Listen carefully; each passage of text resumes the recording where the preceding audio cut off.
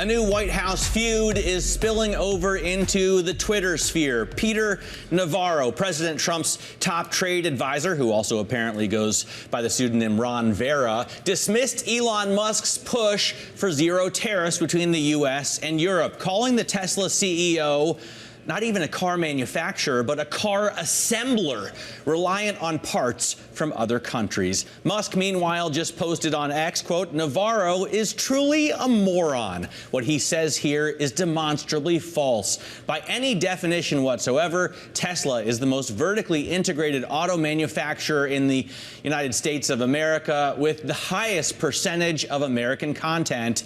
Navarro should ask the fake expert he invented, the aforementioned Ron Vera." Let's bring in Bloomberg technology co-host Ed Ludlow with details. So aside from, the fake economists that Navarro cites in his research, what do we know about this feud? Well, I think there is certainly a rift between Elon Musk and others around Donald Trump on the issue of tariffs, right? There were reports over the weekend that Musk had made a direct appeal to Trump in the hours that preceded the news of Monday and the markets of Monday to rethink the tariff stance.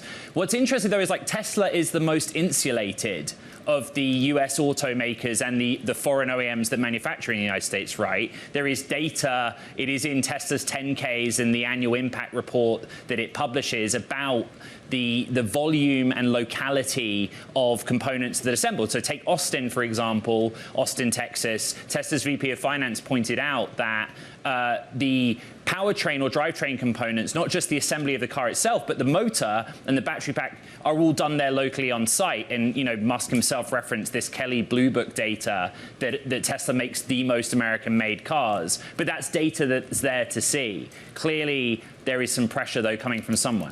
Yeah, absolutely. I do want to check at Tesla shares up about 6.7%, close to a session high. I don't know if that's related to this feud that we're seeing play out on social media. But Ed, you make a good point. I mean, that there's folks within Trump's inner circle who are feuding right now. Elon Musk, obviously, is part of that feud. And this comes as potentially we're counting down to when his time as a special advisor to this administration comes to an end.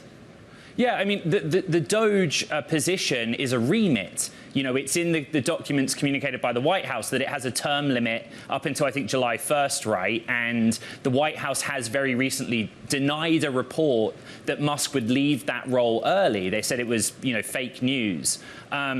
But at the same time, up 6% in a session, what does that mean in aggregate over a week where Tesla's been absolutely hammered? There's big concerns from the market that just by association, forget the tariff risk, of course there is some modeled into Tesla's share price because raw materials, and there is an element of cars exported from China to the European market. It's a global story, but the association risk is the bigger issue with this stock, right? That consumers have a strong opinion of Elon Musk by his association with what the administration's doing, and that might have more of an impact. We have less than a minute left. Where do you see Elon Musk's objectives clashing the most with the administration's?